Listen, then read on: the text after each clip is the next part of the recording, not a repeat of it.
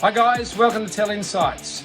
Well, it's NRL Grand Final weekend, and what better time to speak to my guest today, who is responsible for one of the most iconic moments in rugby league Grand Final history. His success on the field then transferred into success off the field. My guest today is Darren Albert. He's a work colleague, he's one of the most humble people I know, he's insightful, and I'm sure that on this Grand Final day, you'll enjoy my chat with Darren. 19 seconds to go. Newcastle with the ball. I think it's going to go to extra time. Andrew Johnson, Blacklock. He's a 10. He looks for support. Albert, big, big, big. They go with the grand final. Albert scores. So I'm here with Darren Albert. It's very timely given the grand final come up that Darren was involved in one of the most iconic moments in rugby league history. And I'm very thankful that Darren's able to spend some time chatting with us today. I'm also lucky enough to work with the champion as well. And it's always a pleasure to work with him and around him. So it's even better to have a chat with him today about his footy and, of course, that moment and life after footy. So welcome to Tell Insights, Darren. Thanks, Terry, mate. How you doing? Good. Mate, I thought probably the best way to kick this off is just have a bit of chat, I guess, about footy. And I guess we'll lead up to that moment. We won't jump straight into it, but because there's a lot of other good moments in your footy career other than that, just that one particular try. So, how did you get involved in rugby league? Actually, looking back, my dad introduced me to rugby league when I was 6-year-old. So we lived about 100 metres from the nearest footy oval where the juniors, Scone Junior Rugby League played, and he took me down there one day to see if I liked it and I would like it, and kind of kept doing that afterwards. So progressing through as you played your footy, when did you sort of start to think that maybe it was something that you wanted to pursue after, as a career? I'd never thought of that as a career, to be honest. So when I was in year 12, I applied a couple of times to join the Air Force and the Navy as a pilot. And you had to travel down to Sydney and do some interviews and travel to one of their training camps and do some physical stuff. And that was all fine. And then went down to my last, so they got me down again for my final interview and with a panel and things like that. And I got to the end of that and they said, look, to be honest, we don't think you get marks in your HSC. So just after that, actually, our sports master at high school came and saw me and said, look, looking for a couple of guys. The Knights have rung up and are looking for people who want to go down for a trial.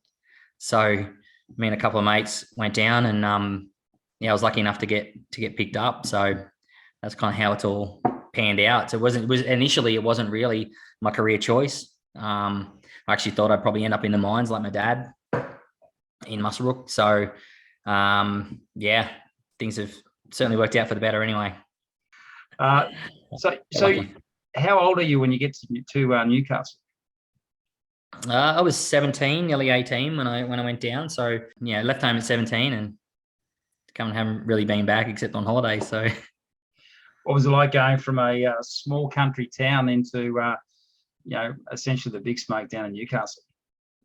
Well, by comparison, absolutely, is a big smoke. I think Scone's only about 15,000 or something like that. I can't remember the exact total now, but and Newcastle's about 400. So certainly a big step. Pretty intimidating for a country kid. So I guess everyone adapts and learns and gets used to different things. And so it's Scones actually seems tiny to me now. And what are your early memories of starting out down there at the Knights and I guess starting out on your career with football? Yeah, we had a pretty good Jersey Flegg side, and many of the players that were in that team had gone on to make first grade. So memories for me is getting flogged down at training, from doing weights and things that I wasn't used to. So our fitness in Scone was running laps or doing whatever, but down there it was doing mountains and doing all these other stuff, and then adding in weights and that I'd never done before. And kind of, I was 69 kilo when I moved to Newcastle when I was 17, so I was quite light. and just that whole initial start to introduction to weights and that first 12 months, I put on about 10 kilos. Coincidentally, our assistant coach in Jersey Flegg, he obviously realised how skinny I was, and he came up to me one afternoon after training and gave me a carton of stout. And he said, "I want you to drink one of these every afternoon when you get home from training. We need to put some beef on you." So that was kind of it. And one of your sort of main traits is your speed. When did you discover that you were faster than the normal average human being? Actually, it wasn't really a standout when I was younger. I was always reasonably quick, but there was always a couple other guys in either in my footy team or at school or whatever that could certainly keep up. So I guess as I got older and I got quicker. So initially, but I remember back in my junior career, I was a lot smaller than everybody else. I was if I look at all my team photos from back in the day, I was one of the shortest in the team. But it's probably why I ended up the quickest, because I didn't want to get bashed. So I just ran away from everyone. Self-preservation. Exactly. Did you ever get clocked at 100 meters or 40 meters? Did you have a time for that you remember at all? Or? Yeah. I mean, we often did sprints and they had us on the clock and things like that, but there's only one time that stood out to me, and my sprint coach at our reunion a couple of years ago reminded me of it, and it was I did a 10.8 for the 100. Wow. So I was about 23, I think, at the time. So yeah, it would have been interesting if I had stayed with the sprinting side of it to see how fast I could have gotten. But at the end of the day, it was a better pathway, and I think it paid a little bit more than a sprinter anyway to go stay with rugby league. Because it's not all about the speed alone, is it? It's about a lot of other things. What are the things that you think sort of helped you push into grade? I think the skills you develop over your career in regard to going that extra yard or doing that extra thing or that extra effort, or relying on your inside man or whatever it happens to be, that if you can get a good relationship or a good coordination with your inside man or whoever's working beside you, it definitely goes a long way. And those relationships, generally, it's not the one person who progresses, it's normally both of you together, because you do work well together and things like that. So it's I think it's skills learned over time. You can't, you're still learning. Even at the end of your career, you're still learning things. Every team you come up against, every player you come up against has either learned something about you that he thinks he can use against you, and so you've got to adapt, or you're improving yourself and reading them, and the way you play changes. So it's kind of hard to put your finger on one particular thing. You spoke before about your inside man and the importance of that. You had some pretty good men inside of you. Which is the one that stands out and that you had the best rapport with and teamwork with? Oh, I think probably there's probably a couple. I think Matt Gidley and myself had a really good combination. On many a flick pass from him, scoring the corner. So he definitely, him and I worked really well together.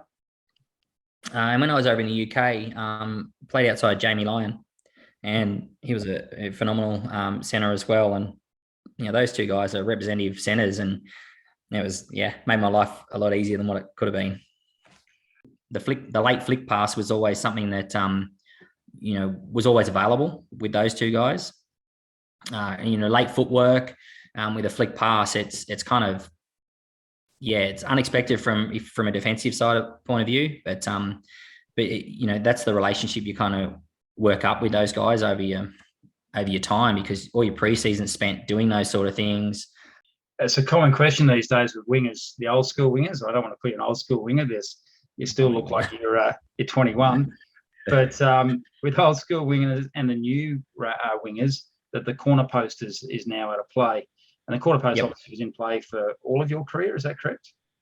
Yeah, whole of my career, yeah. So you see a lot of the acrobatics that the guys are pulling off these days, and it it certainly would have made life a lot easier, and hopefully would have added to a few more tries. But it's not something that was part of the game back then. So it was, you couldn't clip it, you couldn't touch it. You're scoring tries barely. You wouldn't score inside less than a meter to the sideline, because you would normally get pinged for touching the corner post. So that extra couple of meters width on the field is making a big difference. And a lot of those guys, aside from their speed and the footwork and things like that, are able to do those fancy flying acrobatic tries because of that. I'm going to steal a question. I heard you on for 2GB the other night. I'm going to steal a question for them because I thought it was a good question. From the big man, I think, was asking you, who is the player that you think is most similar to the way you play the game at the moment? Yeah, look, I think probably Josh Adokar. He's probably a bit braver than I ever was, but he's very similar body shape and the speed and things like that. And so I think that's probably most reflective of by comparison anyway. I guess for yourself, when you were growing up, who were the players that you were inspired by or modelled your game on? Yeah, well, when I was younger, we used to, my local or our local rugby league team, we used to go away on father-son trips. So a few of the other players and our dads, and we go down to see the grand final every year. And at that stage, Parramatta were, top of their game, and I think they got, I can't remember now, 3 or 4 in a row, or 2 or 3 in a row, whatever they happened to get at the time. So they were really people I looked up to. So Brett Kenny, Peter Sterling, Eric Groth, those guys were the players that you modelled your play on, and that era that you played in did bring about those big-bodied wingers, didn't it? A lot of them sort of started to come into the game a lot more. So you were, you and a couple of other wingers were the exception. Did you notice that? Did you think it was different, or it was just about going out and playing your own game and being your own player? Yeah, I mean, obviously, when you've got guys like Wendell Saylor and Lottie Takiri opposite you kind of get a bit intimidated because they're quite a lot larger than you are. But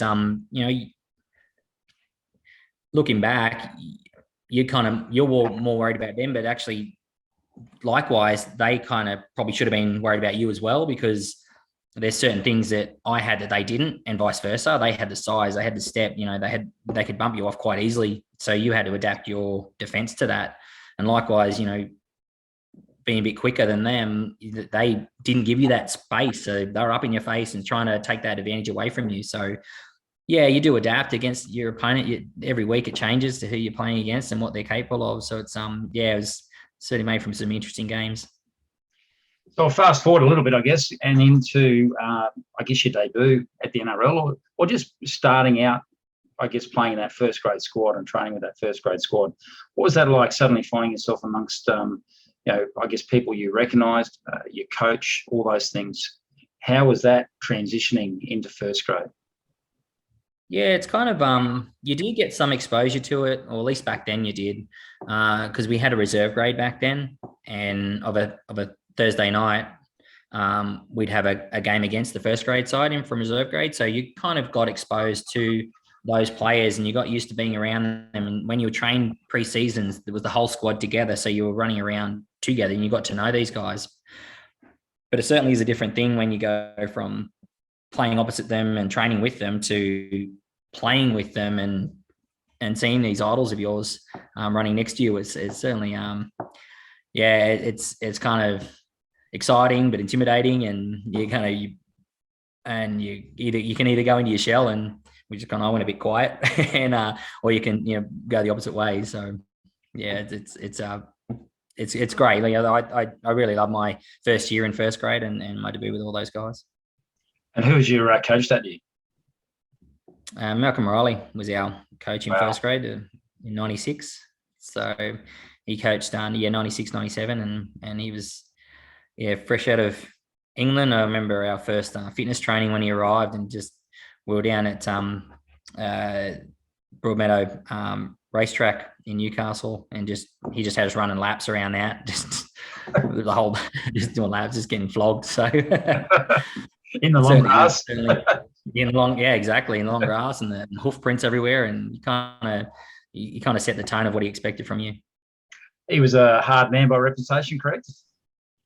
Absolutely, yeah. He was one of the toughest. I don't know if you've ever seen some of the games he played for Great Britain and things like that. He was an amazing player, and he brought that work ethic over to us in Newcastle, and I guess that's why it only took him into his second year before he got us a premiership. So it was certainly a good step for Newcastle itself. So what are the things you learned from him and the other players you played with at that stage that stuck with you throughout your career? I think being one of the sayings and one of the ethos for being Newcastle team is that be the player that everyone wants to play with. So you want to be the one that everyone wants on your team. You want to be the one that they know they can rely on, that's going to go that extra yard for them and do those extra things. It's going to make the whole game easier for them, as well as know that they've got, knowing that you've got their back as well. So I think that's something that kind of followed me through my career.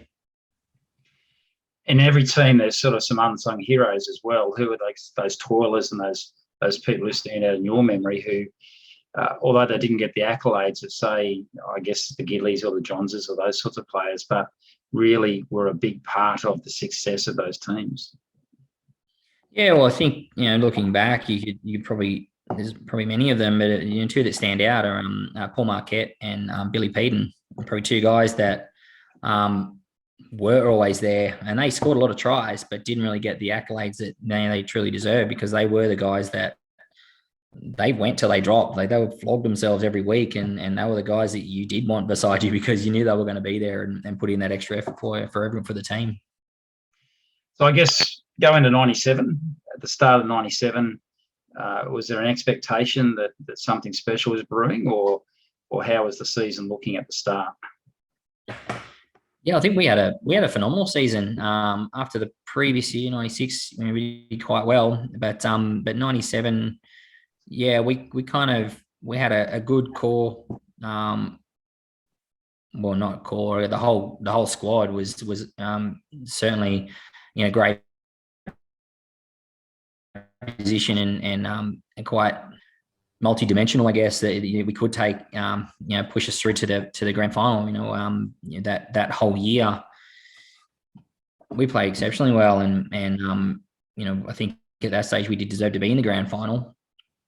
But you coming up against a team like Manly, who had won the previous year and were at the top of their game as well. So it was between the two of us, I think that was probably the best.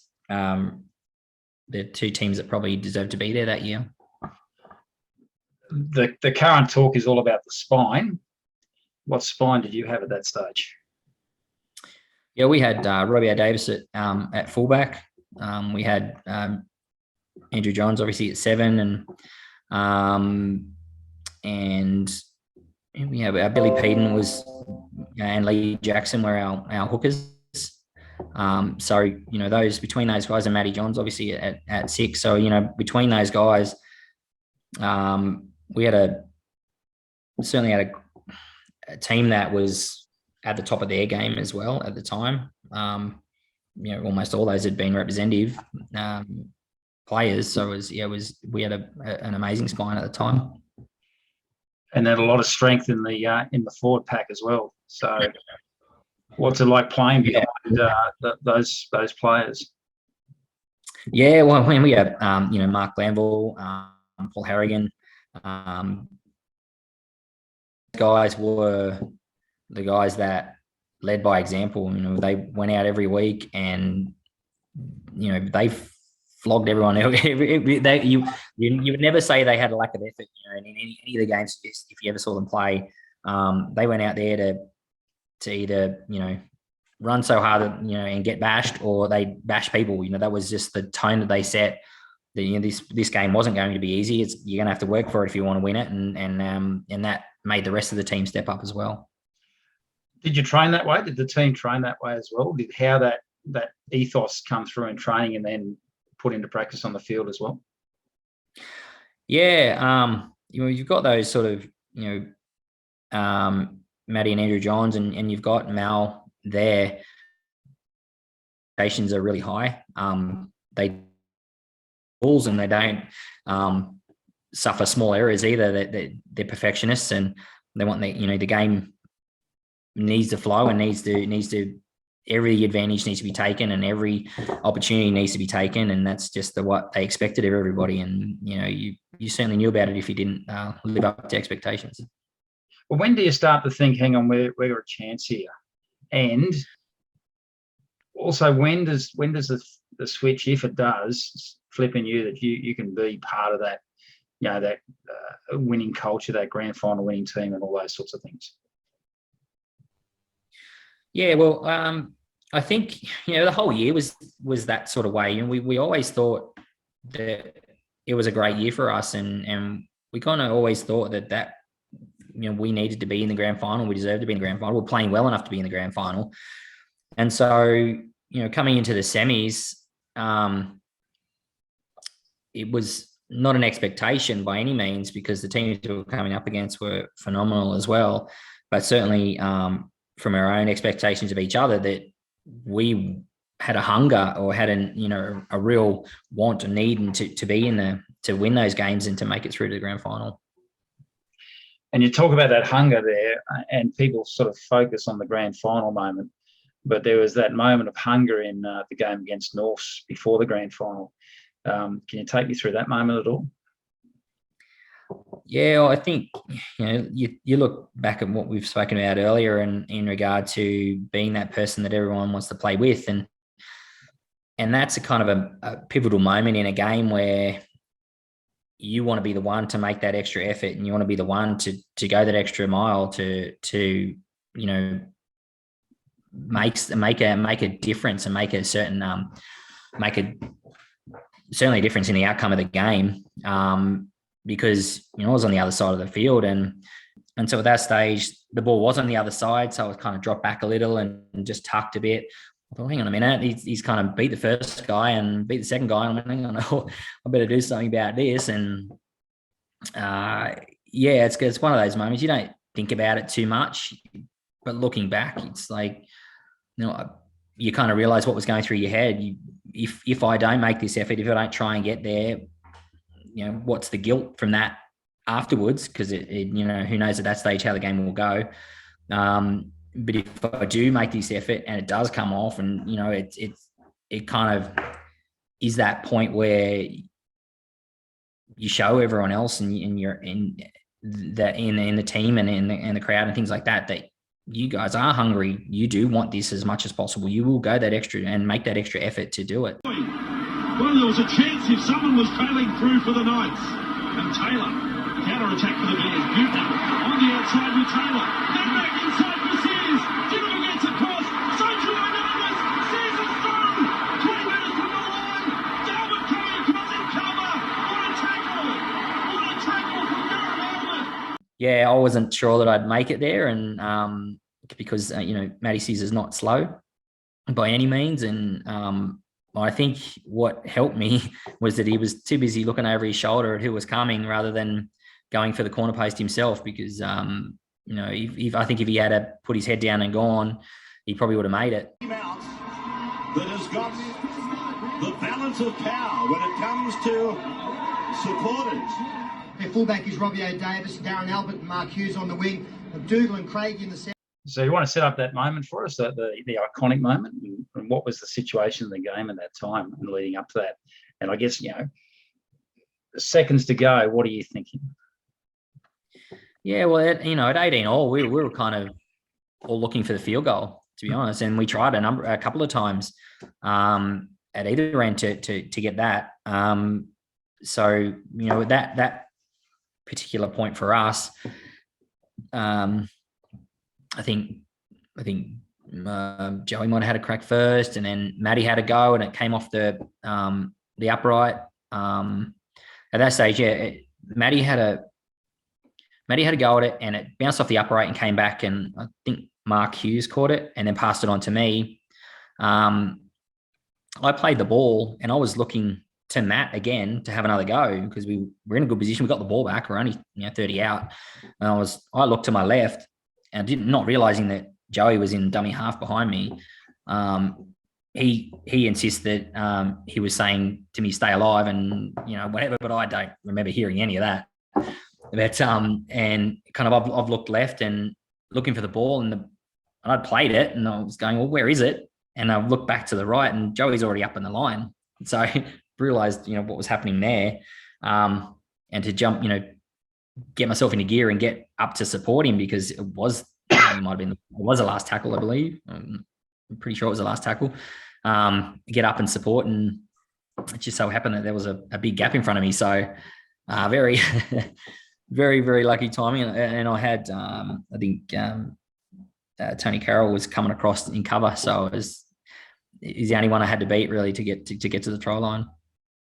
That would give you a sense of urgency, wouldn't it, with him coming across in cover?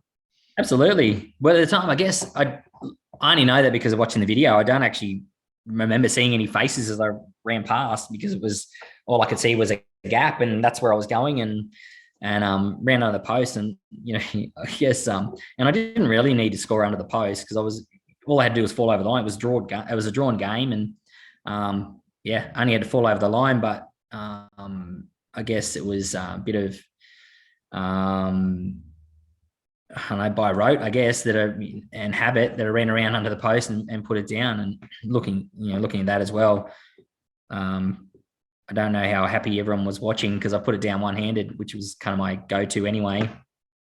I should have just, dived with it or whatever. It wouldn't have mattered if I winded myself. At least I would have fallen with the ball and put it down one-handed, and just happened to go right for me. So it's very lucky. And a fair celebration afterwards. What was that feeling? What was at that time? Can you describe it? Yeah, it's a bit euphoric, I guess, because I've turned around and I've seen who was coming at me. I think Scott Connolly and Troy Fletcher and Adam Muir were running flat out at me, and I thought, here we go. And that was one of the biggest hits of the game. They smashed me, but at that stage, I didn't care because it was just that your body was just flooded with adrenaline because how good is this? And the crowd was going off, and you kind of knew there wasn't long to go. I think 6 seconds or whatever when I ran over. So it was, very, very, very lucky and very fortunate, and one of obviously the best moments of my career. How do you reflect back on that now? In that moment? Yeah, how does it feel looking back on it? And Yeah, I mean, I still get a smile on your face, and that was I was only 21 years old, so a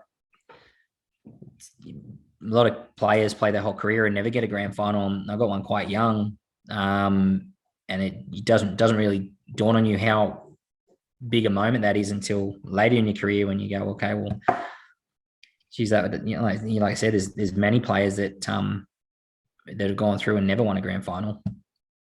So it always gives me some butterflies and a smile on my face, and especially this time of year when it's coming around to semi-finals and grand final time, it's this shorts quite often appear of the try, and it does put a smile on my face every time. You should be proud of it, mate. There's no doubt about that at all. It is one of those incredible moments, and it does. I think anybody who watches it gets butterflies when they see it, mate. So it's an incredible thing. I've had plenty of people tell me that they when I score, they've jumped up in the air and punched holes in their ceiling or done some other crazy thing. So it certainly has meant a lot to a lot of people. Absolutely, and it meant Newcastle at that time. And I'm going to steal this a little bit from the interview the other day as well. It meant a lot to Newcastle as well, because that year was a tough year for Newcastle. So, what does it mean for Newcastle, for you guys? Firstly, the first grand final, and what does it mean just to win a grand final for the town? Yeah, absolutely. Yeah, a few years before that, they'd had an earthquake that killed a lot of people, and they've had BHP had shut down, and a lot of people were made redundant, and so there was not many positive things coming out of the area at the time. That was our 10th year in the competition when that happened. It was our first foray into the grand final. The first time we've ever the team had ever been there. So, leaving, we kind of knew what it meant as we were leaving Newcastle. The stadium was full. We met, to get on the bus there, and so there's stacks of people inside and outside the stadium.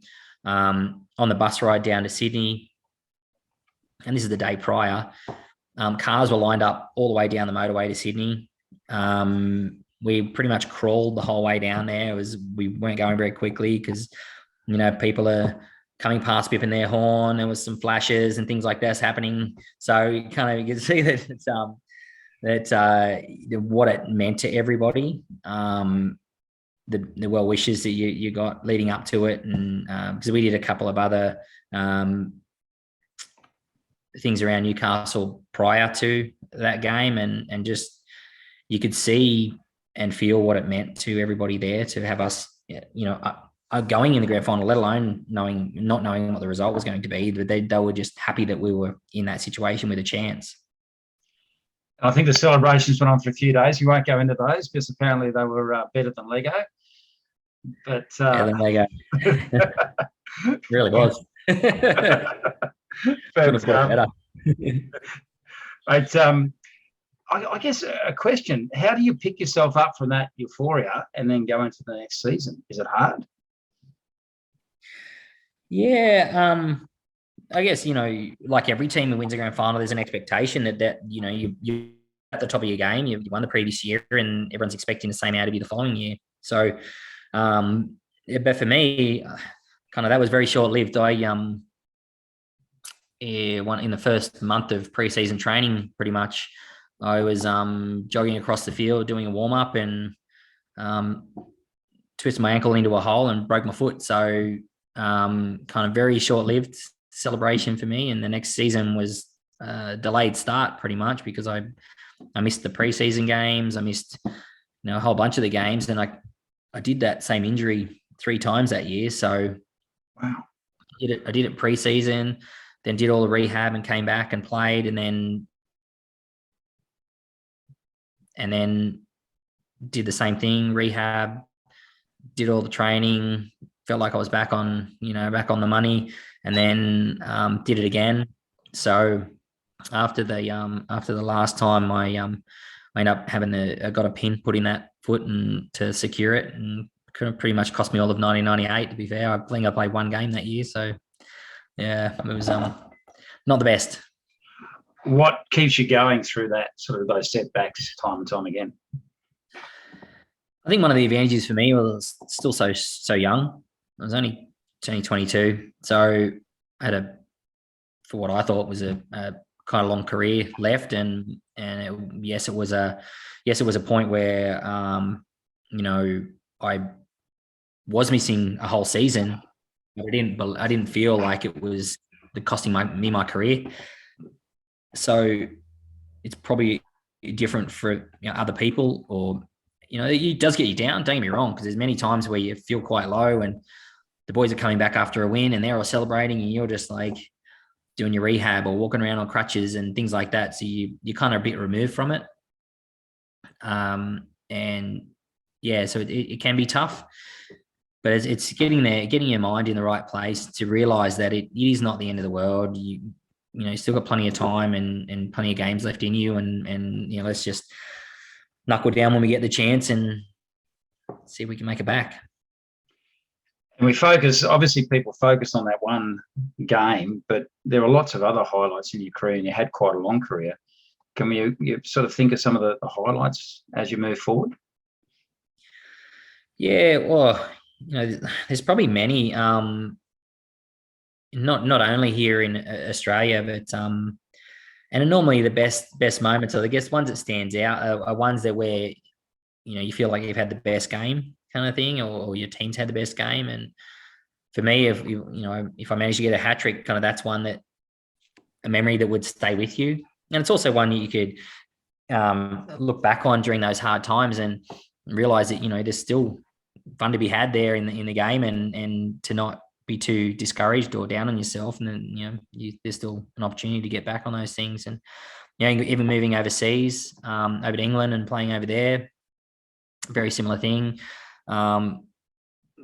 Very similar in regard to Newcastle versus, St. Helens. I mean, very similar one-team towns, and, they're kind of working towns and things like that. So a lot of similarities there. And, I had an unbelievable time overseas as well. So, my career, I almost got had as many games overseas as I did when here in Australia. And the success overseas as well. So with St. Helens, can you talk about that? Yeah, absolutely. We were actually quite fortunate. We had an unbelievable team at that stage, full of English internationals. And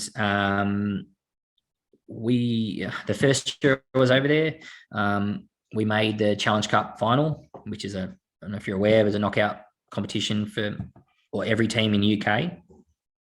We made the final for that one and got beat by Wigan. And then at the end of the year, we won the grand final. So unbelievable. Well, the Saints They want 100 leads, I'll tell you. Lower Titi has got Maguire with him. Maguire will get the fourth, will he? Great tackle, Darren Albert, and he's lost the ball. Well, Great tackle from Darren Albert, that was. Well, that is justice done, because that'd be 2002. And then in 2004, we won the Challenge Cup final this time. And it was, so I got quite lucky during my career. Even though I played in 2001, the other season we won, I didn't manage to make the team because I broke my ankle in the preliminary, so missed that one. But over my career, there's the 2 grand finals in Australia and a grand final and Challenge Cup win in England. So looking back on those moments, it was like I said before, not many players. There are many players, that don't get a grand final. I was very fortunate to win a couple of those competitions, championships. So very, very fortunate person. Throughout your career, were there any inspirations or people that influenced you or drove you on to be better? Well, I think every coach I've ever had has done that in some way or another. My first coach, Peter Sharp, was one of those guys. He expected a lot. He expected a lot out of me, and certainly pushed me hard. And I'm certainly very grateful for that one, because it ended up getting me to where I certainly put a lot of faith in that one. He was the person who.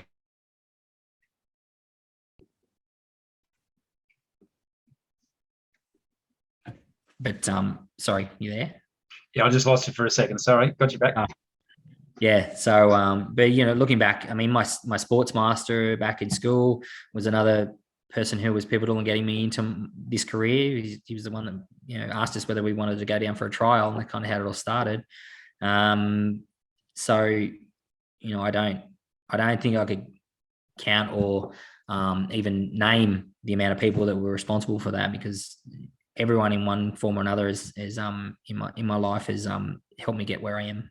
So as I said before, you always speak about footy with such joy, and you can see it even now. It sort of comes through in you how much you enjoyed the game. When that comes to an end, so what was that transition like, and what was your movement, or what happened after footy? Yeah, so I mean, like most players, you're a bit lost after you finish playing, because you have this thing that's, it's all encompassing. It's every minute of your day. You're like everyone else. You get 4 weeks off a year, and then you're back into fitness training and doing your pre-season. So, yes, you kind of are a bit lost. I spent about 18 months just enjoying myself. I went back over to England for a while, and I came back and then moved up to the Gold Coast and traveled around. So it took me a while to realize that I probably should knuckle down and sort myself out and get my priorities straight. I when I moved up here, probably within the first year I moved up here, I'd met my now wife. So we'd known each other for quite a long time. We knew each other previously. We'd met previously, but in my other times that I'd moved up here, I had come up for a holiday or whatever, but not realizing, that at the time. And so, yeah, you do multiple things. Like I went away initially. I went away out to the middle of Queensland and did some labouring work for a mate of mine who had a civil company, and then moved back here and got a job doing exhibitions and trade shows as an electrician. That was my trade background. And then after that, got my job here at the Gold Coast Airport, and have been there since. Been there now 8 years now. So time certainly flies, but a lot has happened in those 8 years. I mean, what are we talking? My wife was pregnant with our first baby when I first got the job here. So I remember a Christmas party, and she was quite pregnant because he was born 3 months later. So, and we've had a second child since then. So my son Lucas and my daughter Lily are one of the best things that come out of my life. My family, to be honest, my wife included, I couldn't have asked for a better family, and including my in-laws. Is just, I'm very, very blessed. And what's your role there at the airport? Obviously I know what you do because I work with you and I'm lucky to work with you. But what do you do there at the airport? Yeah, so I look after the grounds and electrical maintenance teams. So we look after all the airfield lighting, all the power in all the terminals and the various buildings surrounding and in the airport precinct. All the grounds maintenance includes all the mowing of the grass airside, so that we have a team that looks after that, as well as all the line marking out on the runways and taxiways. And it's quite varied what we do, but it's coming into summer and things like that, it certainly does get busier because the grass grows a lot faster, and so you're having to mow. The team's having to mow more, and pressure happens for a little while. But I've got an amazing team working for me, and it makes my job a lot easier anyway. And I've got people like that around me.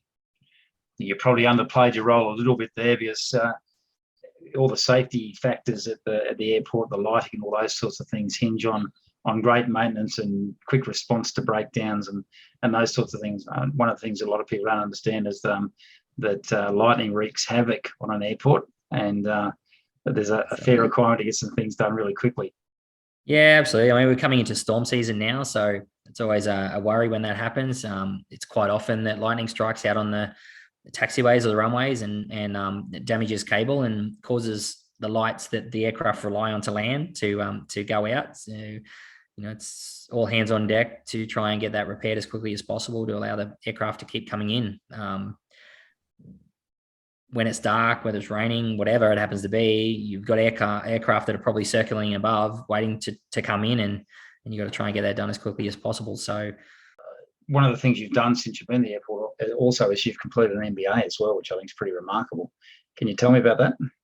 Yeah, absolutely. The company have backed me with that one. I went to them back in 2016, I think, and I was looking to just do a business degree. And said, look, I'm interested. I like to advance my career and upskill myself, and is there any way that you guys could help me? And they said, well, yeah, absolutely, we can look at that for you.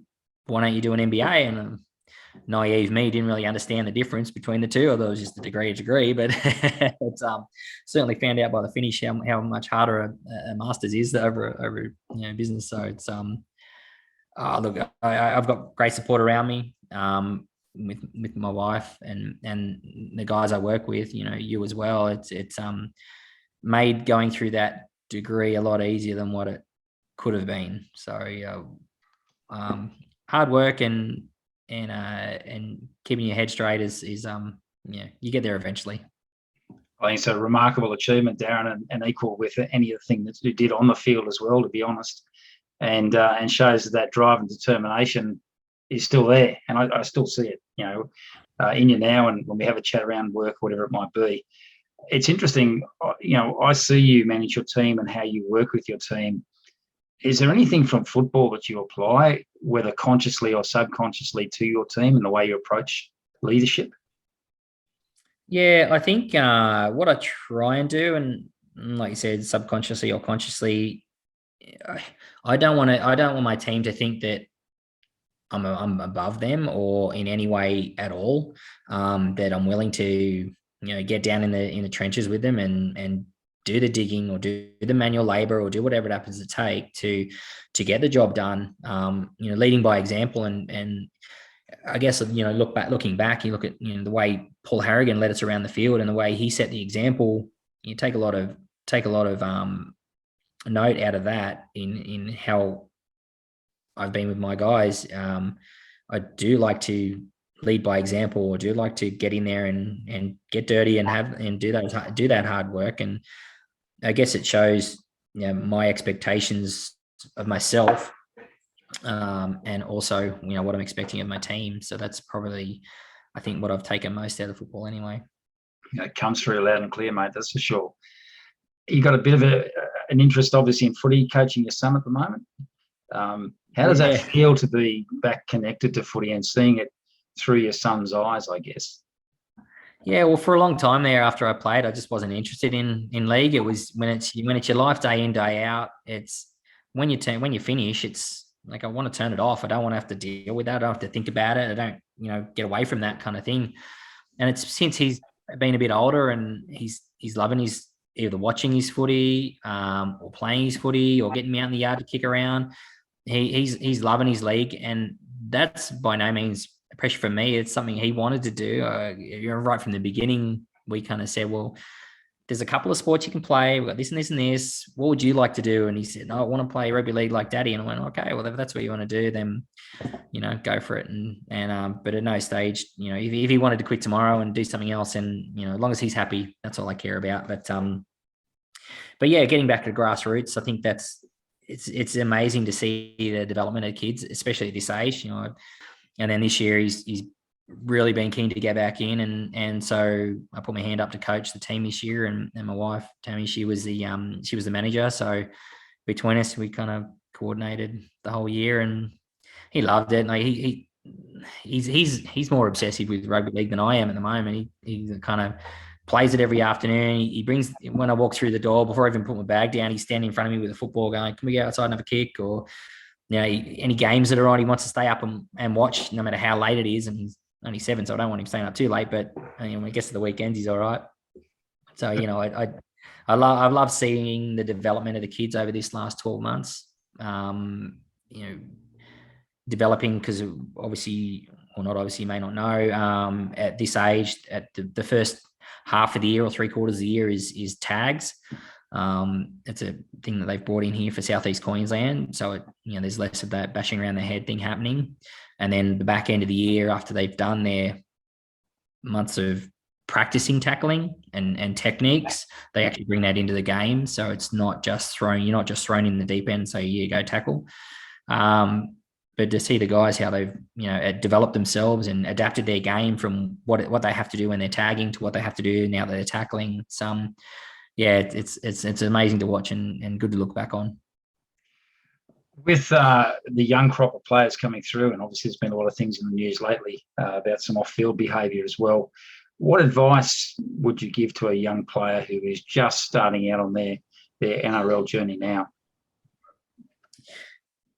Yeah, I mean, there's a big difference between being a teammate and a person that everyone wants to hang out with, over getting yourself in a bad situation that could cost you your career. So,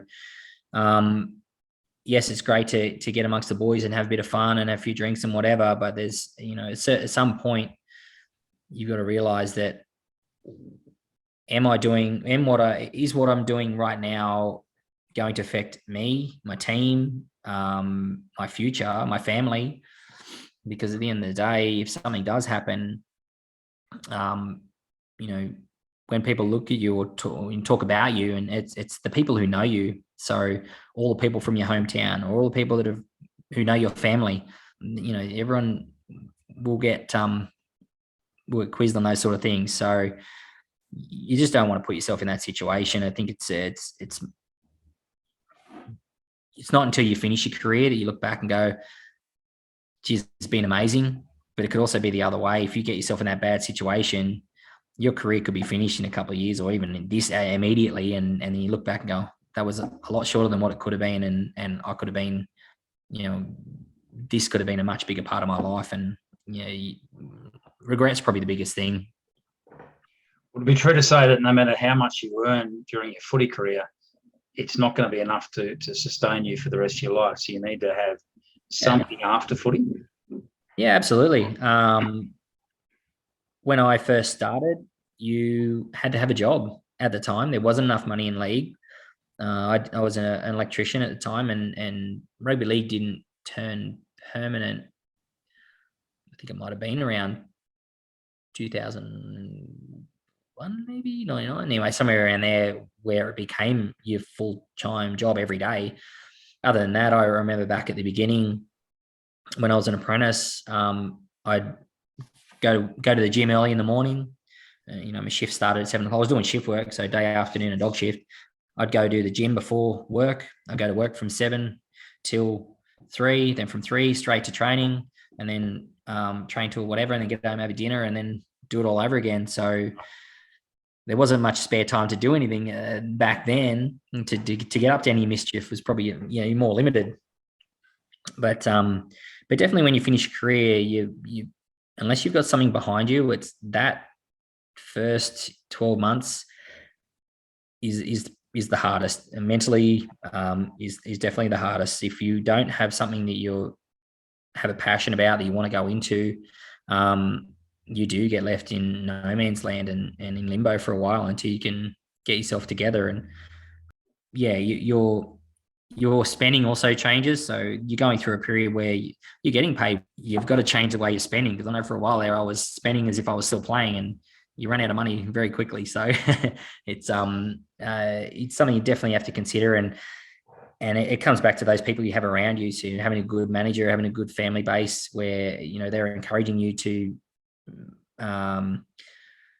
set yourself up for the future and have yourself in a good position when you finish, because, rugby league is not going to last forever. And when you first start out, you think it is, and you think you're going to retire when you're 40, but it rarely happens. And not many people play past 10 years, at the best of times. So, it's something you definitely have to think about. I guess to wrap it up, we've got the grand final coming up, hopefully, COVID pending, on Sunday. Who are you tipping and why? Well, at the moment, I think I'm tipping Souths, but I guess it depends on, mainly because there's a few injuries around the Panthers. But I think, if the game happens to be put off because of these outbreaks or whatever that's happening at the minute, and give the Panthers a couple extra weeks to get themselves right, it'll be a totally different ball game. And so, if you're a Souths fan, you'd be hoping it goes this weekend. I'm betting. Yeah, I've got to agree with you. I think it's going to be to Penrith's advantage if it's extended out. I think it does give them a bit of time to heal some wounds and be ready to go. By the way, it should be a cracker of a game. So, yeah, it's gonna be great. I'll be watching it either way. So, with your boy. Yeah, absolutely. Yeah. So I also get out the old grand final rings and put them on the hand, and I'll sit down and watch the game, and that's my tradition now. Nice. As I said, I've said a couple of times through it, the joy is infectious. The joy that you have for footy still, is infectious, and it's always a pleasure to talk to you about footy. It's a pleasure to talk to you about all sorts of topics, mate, because I find you such an insightful and thoughtful person overall, and never cease to walk away without learning something from you. So it's always great, mate. And I've enjoyed this chat today. Very nice. I do appreciate our conversations as well, Terry. It certainly brightens my day up as well. I appreciate that. Thanks, mate, and thanks for your time today, and thanks for coming on Tell Insights. It's been a while between drinks for Tell Insights, so it's good to have you on, mate. And I look forward to catching up with you at work next week.